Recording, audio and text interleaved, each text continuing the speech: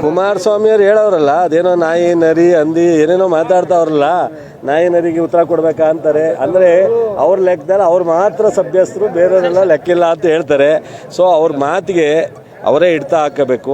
ನನಗೇನೋ ಒಂಚೂರು ದೇವೇಗೌಡರು ಇಡೀ ದೇಶಕ್ಕೆಲ್ಲ ಬುದ್ಧಿ ಹೇಳೋಟ್ಟಿದೆ, ಅವ್ರ ಮಗನಿಗೆ ಯಾಕೆ ಹೇಳ್ತಾ ಇಲ್ಲ ಅಂತ ನನಗೊಂದು ಸಸ್ಪೆನ್ಸ್.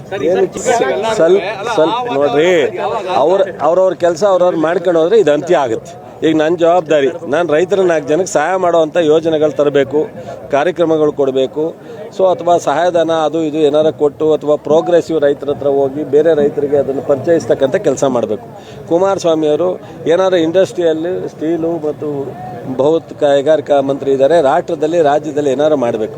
ಅದು ಬಿಟ್ಬಿಟ್ಟು ವಾರಕ್ಕೆ 3 ದಿವಸ ಬಂದು ಅವ್ರಿವ್ರನ್ನ ಬೈದರೆ, ಅಥವಾ ವಿಜಯೇಂದ್ರ ಪಕ್ಷ ಕಟ್ಟಲಿ, ಮುಂದೆ 4 ವರ್ಷ ಚುನಾವಣೆ ಬರೋದಕ್ಕೆ ಪಕ್ಷ ಸಂಘಟನೆ ಮಾಡಲಿ, ಈ ಥರ ಅವ್ರವ್ರ ಕೆಲಸ ಅವ್ರು ಮಾಡೋರಾಗುತ್ತೆ. ಇವರು 136 ಜನನ ಸಹಿಸ್ತಲೆ, ಮುಖ್ಯಮಂತ್ರಿ ಉಪಮುಖ್ಯಮಂತ್ರಿ ಸಹಿಸ್ತೇ ಇದ್ದರೆ ಜನ ಕೊಟ್ಟಿರೋ ಅಧಿಕಾರವನ್ನು ಇವ್ರು ಕಿತ್ಕೊಳ್ಳೋಕ್ಕಾಗತ್ತೇನ್ರಿ? ಇವ್ರು ಯಾರು ಕಿತ್ಕೊಳ್ಳೋಕ್ಕೆ?